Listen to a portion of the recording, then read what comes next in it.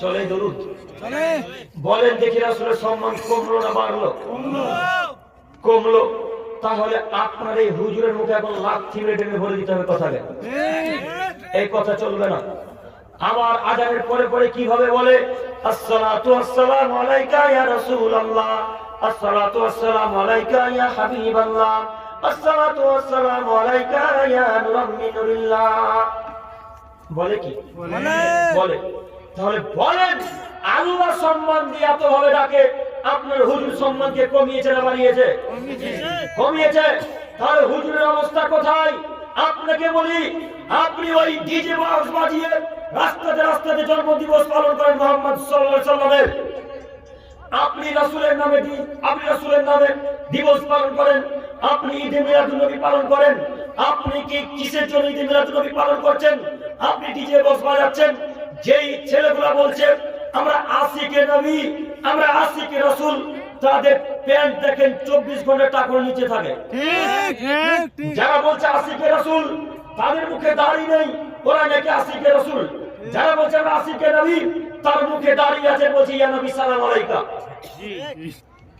ঈদে মিলাদুন নবীর সময় আপনারা দেখবেন রাস্তাতে একটা ডিজে বক্স ভাড়া করেছে, আর ট্রাক্টর সামনের দিকে চলে, আর পিছনে পিছনে যুবক 3 নম্বর শ্রেণীর ছেলেরা রাস্তায় যেতে বলে ইয়া নবী সালাম আলাইকা, ইয়া রাসূল সালাম আলাইকা, ইয়া হাবিব সালাম আলাইকা।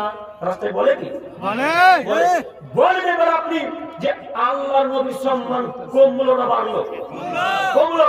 তাহলে আপনি কিসের জন্য ঈদে নবী মিলাদুন নবী পালন করলেন? এমন কোন মায়ের বাড়ি যদি পৃথিবীর বুকে জন্মগ্রহণ করে থাকে বলতে পারে ঈদে মিলাদুন নবী পালন করা জায়েজ? যদি কেউ বলতে পারে ঈদে মিলাদুন নবী পালন করা জায়েজ, কেউ যদি প্রমাণ করে দিতে পারে ঈদে মিলাদুন নবী পালন করা জায়েজ, সেদিন থেকে জাতি হিসাবে জিন্দেগিতে বক্তব্য দেবো ইনশাআল্লাহ।